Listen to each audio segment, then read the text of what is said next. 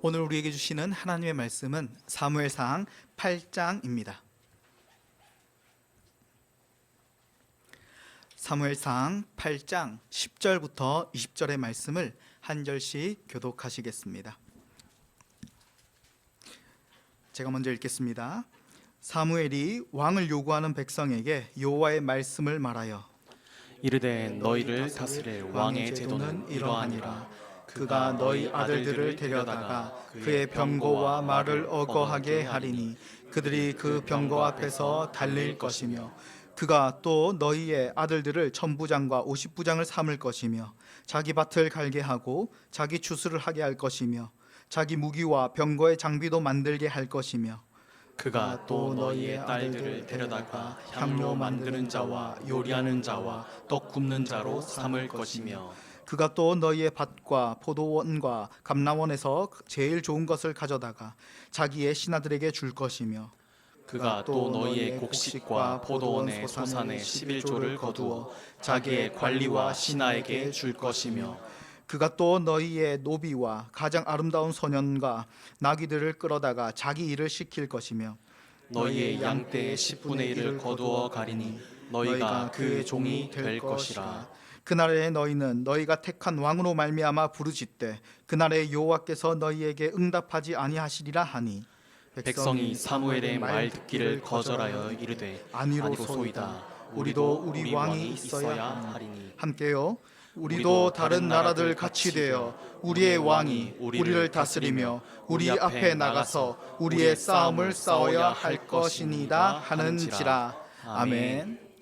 사무엘상 8장 1절은 사무엘이 나이가 많다는 말로 시작합니다. 함께 사무엘상 8장 1절을 읽어보겠습니다. 사무엘이 늙음에 그의 아들들을 이스라엘 사사로 삼으니. 성경에서 연로하다라는 표현은 지혜와 장수의 복을 상징하기도 하지만 동시에 신체적, 정신적으로 쇠퇴한 것을 의미하기도 합니다. 이렇게 연로한 이 사무엘은 늙었기 때문에 해서는 안 될 일을 하는데 바로 자신의 아들들에게 사사직을 세습했습니다. 원래 사사는 세습이 아니라 하나님께서 여호와의 영을 임하게 하셔서 하나님께서 택하신 자가 사사가 됩니다. 사무엘상 8장 1절은 이렇게 자신의 아들들에게 아들들을 사사로 세운 사무엘의 실수를 그의 연로함과 연결짓고 있습니다. 이러한 사무엘의 실수는 곧 이스라엘 백성들에게 인간 왕을 요구할 명분을 제공하게 됩니다. 사실 인간적으로 보면 이 왕정 체제, 인간 왕이 다스리는 왕정 체제는 훨씬 발전된 통치 체제였습니다. 사사 시대에는 이 중앙 집권적인 이 권력이 없어서 지파 간의 분열이 잦았습니다. 사사기 5장에 보시면 사사 드보라가 가나안 민족의 압제에 대항해 이 군대를 모집할 때 모든 지파에게 군사를 달라고 요청했습니다. 이때 몇몇 지파는 참여를 아예 거부했습니다. 또 사사 입단은 암몬 족속과 싸울 때에 요단 서편의 지파들에게 군사를 요청했지만 이에 응한 지파는 므낫세 지파뿐이었습니다. 오히려 이 과정에서 에브라임 지파는 이 입다에게 반발을 하였습니다. 이처럼 사사의 권위는 강제력이 없었고 이스라엘은 늘 내부의 불화에 시달리게 되었습니다. 그러나 만약 이제부터 왕이 세워진다면 이 모든 지파가 한 명의 권위 아래에 모이게 되는 것입니다. 사람들의 생각에는 또 사람들의 눈에는 이것이 이스라엘을 더 잘 다스릴 효율적인 방법으로 생각되었습니다. 이러한 것을 고려할 때 이스라엘이 원시적인 사사 제도를 버리고 첨단의 왕정 제도를 요구한 것은 시대적 흐름에 따라 자연스럽고 합리적인 요구인 것처럼 보입니다. 그러나 문제는 하나님께서 이스라엘을 이 땅에 존재하게 하신 목적이 이 세상을 평정하는 그 시대에 제국과 같은 나라가 되려고 부르신 것이 아니었다는 게 문제였습니다. 왕정 제도에서는 왕이 신처럼 절대 권력을 가지게 됩니다. 다신교적 배경에서는 왕이 신이 되는 것이 그저 여러 신 중에 신이 하나 더 추가될 뿐입니다. 그런데 문제는 유일신교 배경에서 왕은 곧 유일신처럼 되는 절대 권력을 가지게 되는 게 문제였습니다. 아무리 경건한 사람이 왕이 된다 하더라도 그 절대 권력 자리에서 하나님처럼 되려는 그 유혹에 넘어가지 않을 수가 없게 됩니다. 왜냐하면 왕은 완벽해야 하고 백성들은 이 왕이라는 존재가 일반 백성인 자신들보다는 다를 것을 기대하기 때문입니다. 강한 카리스마를 가지고 완벽한 존재의 왕을 추구하고 원했기 때문입니다. 반면에 이 사사들은 정말 인간적이고 또 부족한 자들이었습니다. 그러나 바로 그 부족함 때문에 하나님은 그들을 통로로 사용하시고 하나님은 그들을 통해 영광을 받으셨습니다. 당시 찬란한 문명을 이룬 민족은 모두 왕을 중심으로 한 나라들이었습니다. 왕정 국가는 작은 부족 국가들이 감히 시도할 수 없는 일들을 해냈습니다. 왕의 명령 한마디면 수많은 백성이 동원되어 거대한 성과 또 도로, 궁전, 신전 등을 쉽게 세웠습니다. 또 전쟁을 통해 다른 나라에서 노예와 자원을 얻고 도시에는 상하수도와 경기장까지 갖추게 되었습니다. 농촌에는 이 관계시설을 들여서 먹을 걱정을 줄이게 하였고 왕의 군대가 주둔하는 곳에는 치안이 안정되었습니다. 이스라엘이 그런 문명의 화려함을 보며 야, 우리도 저렇게 되면 얼마나 좋을까 생각한 것은 어쩌면 자연스러운 일이었습니다. 당시 이스라엘 민족은 가나안 산지에서 이 촌락을 이루며 살던 자들이었습니다. 이스라엘에게 이 왕정 제도는 더 나은 삶으로 가는 지름길처럼 보였던 것입니다.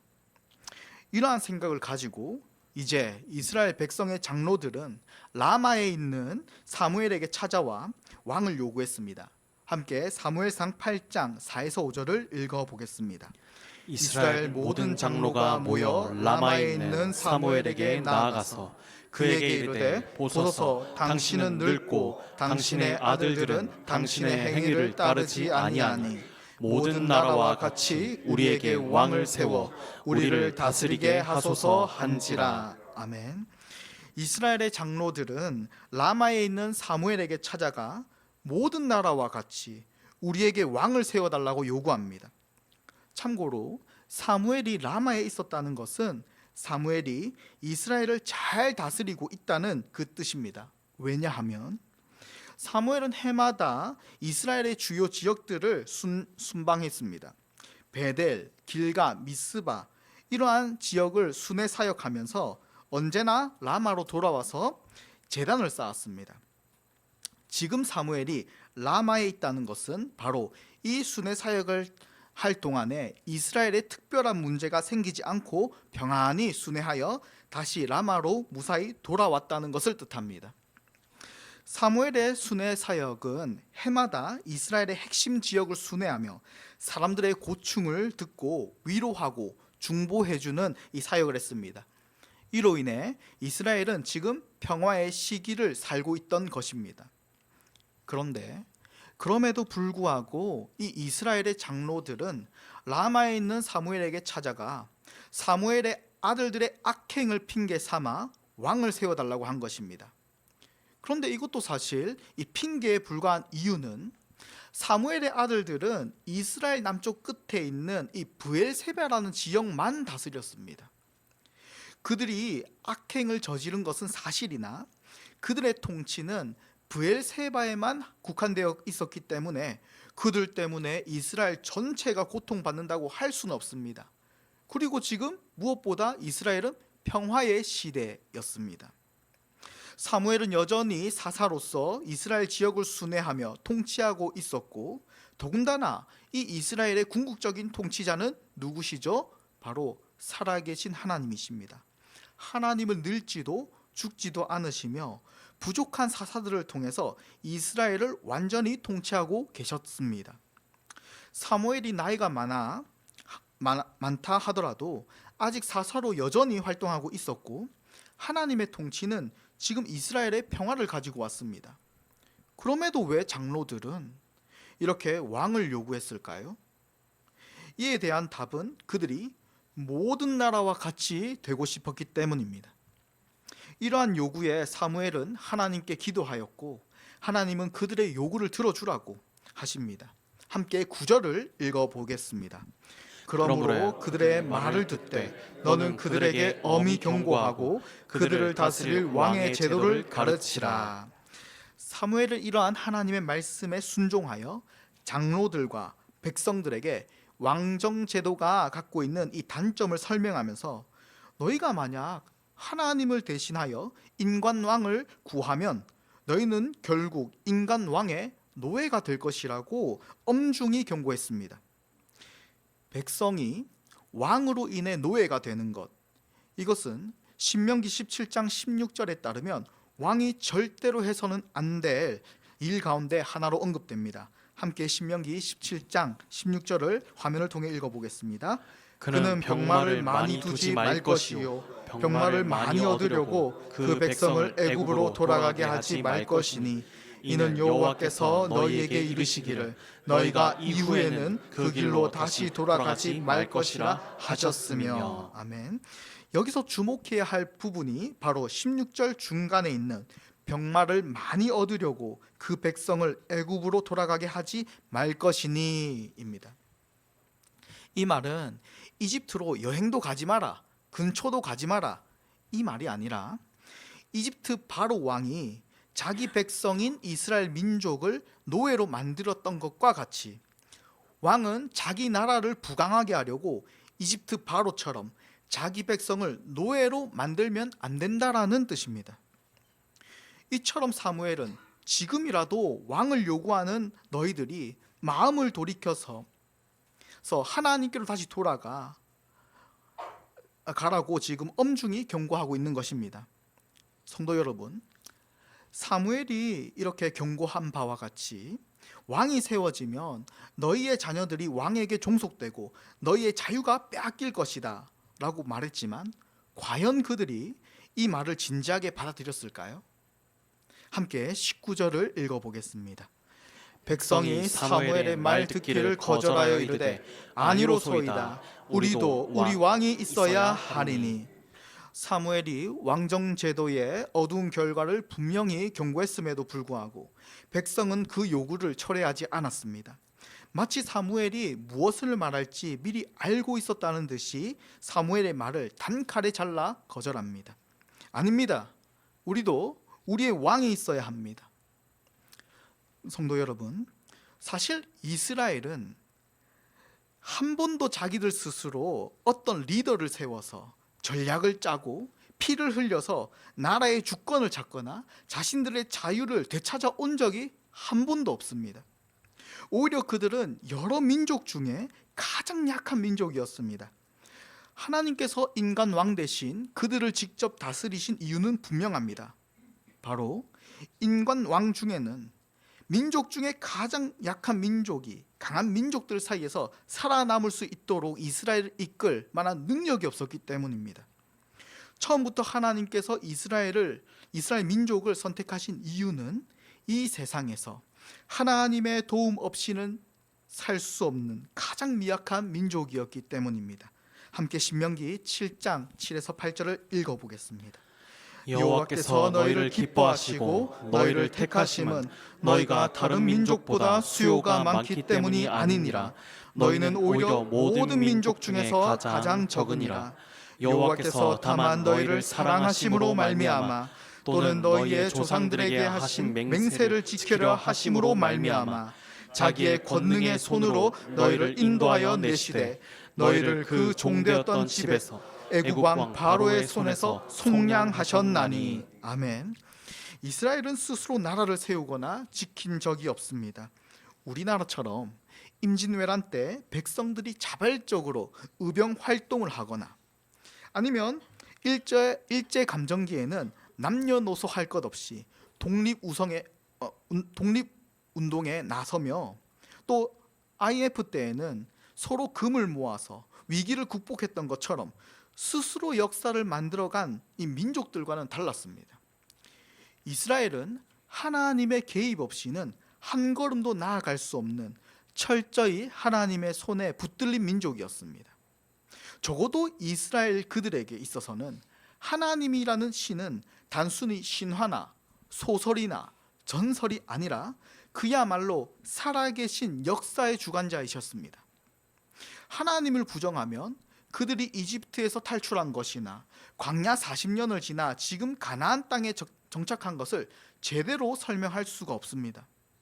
그런데도 그들이 그런 하나님을 이제 버리고 인간 외 왕을 세워달라고 한 그 이유는 무엇일까요? 바로 그들 자신들만의 꿈, 하나님이 아닌 자신들의 왕국을 세우려고 하는 그 욕망 때문이었습니다. 함께 20절을 읽어보겠습니다. 우리도 다른 나라들 같이 되어 우리의 왕이 우리를 다스리며 우리 앞에 나가서 우리의 싸움을 싸워야 할 것이니이다 하는지라. 이스라엘 백성들의 이 마음속에 품고 있던 이 나라는 바로 다른 나라들처럼 정복 전쟁을 하여 그 나라의 자원을 빼앗아 자신의 나라가 그 시대에 찬란한 제국이 되는 이 꿈을 꾸고 있었습니다. 이러한 꿈이 그들 자신들만의 것임이 20절에 나타납니다. 20절, 이 한 구절 속에서 계속 반복되는 단어가 있는데요. 이 단어는 무엇일까요? 바로 우리입니다. 네. 우리도, 우리의, 우리를, 우리 앞에, 우리의 싸움을 이 한 구절에 총 5번이나 반복됩니다. 사무엘이 다스리던 이 평안의 시기에 그들의 관심은 온통 우리였습니다. 우리의 왕, 우리의 싸움을 싸워 다른 나라와 같이 한 시대의 거대한 제국이 되려는 이 욕망을 가지고 있었던 것입니다. 이 꿈은 그야말로 그들만의 것이었지 결코 하나님의 것이 아니었습니다. 그들은 어쩌면 하나님께서 이스라엘에게 역사하실 공간을 좀 남겨놓는 게 싫었던 것일지도 모릅니다. 아마 그들은 자신들의 이러한 욕망을 이루기 위해 사람과 상황을 조종하고 통제하고 싶었을지도 모릅니다. 하나님이 어떻게 역사하실지를 기대하고 기도하고 인내하는 그런 시간과 공간이 싫었을 것입니다. 사무엘상 8장은 오늘날 우리에게 말합니다. 이때까지 하나님의 도우심으로 살아왔으면서도 여전히 자신들의 꿈을 이루어줄 다른 무언가를 구하는 자들의 어리석음을 보라라고 말하고 있는 것입니다.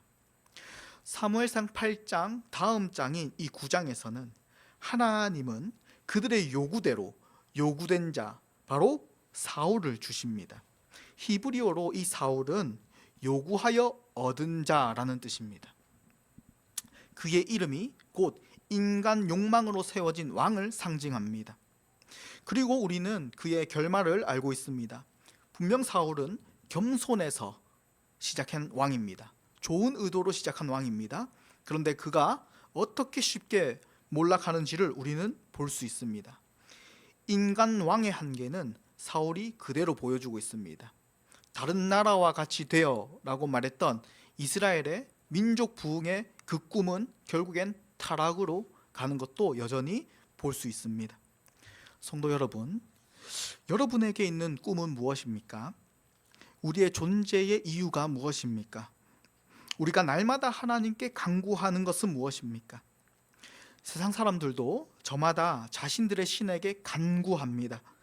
그런데 하나님의 사람들도 역시나 그들이 구하는 것과 크게 다르지 않는다면 우리도 역시나 이 사무엘의 시대에 이스라엘처럼 하나님에게 계속 우리도 우리의 우리를 우리 앞에 우리가 원하는 싸움을 이라고 외치며 하나님의 뜻과는 상관없는 우리 욕망만 구하고 있진 않으신지요? 이제 곧 우리는 이 새 예배당에 들어갑니다. 우리 교회에 약 70년이 넘는 이 역사를 돌아볼 때 이는 또 하나의 기념비적인 순간이 될 것입니다. 이러한 시점에서 침산 제일교회를 이루고 있는 우리가 진정으로 바라는 우리 교회의 모습은 어떤 모습입니까? 분명 하나님께서는 수많은 민족 중에서 이스라엘 민족을 선택하셔서 하나님의 뜻을 이 땅에 전하는 제사장 나라로 그들을 세우셨습니다. 그와 같이 하나님께서는 이 침산동에 이렇게 많은 교회가 있지만 분명 침산제일교회가 감당해야 할 사명이 있기에 이 시대에 새 예배당을 허락하실 줄 믿습니다. 하지만 만약 우리가 꿈꾸는 교회가 다른 나라들처럼 더 크고 더 멋지고 더 효율적인 교회를 꿈꾸고 있다면 우리는 사무엘상 8장의 이스라엘 백성들과 다르지 않을 것입니다. 이스라엘 백성들 그리고 장로들의 문제는 단순히 그들이 왕을 원한 것이 아니었습니다. 바로 하나님이 아닌 다른 왕을 원한 것입니다. 우리도 더 크고 더 멋지고 더 효율적인 교회를 꿈꿀 수 있습니다.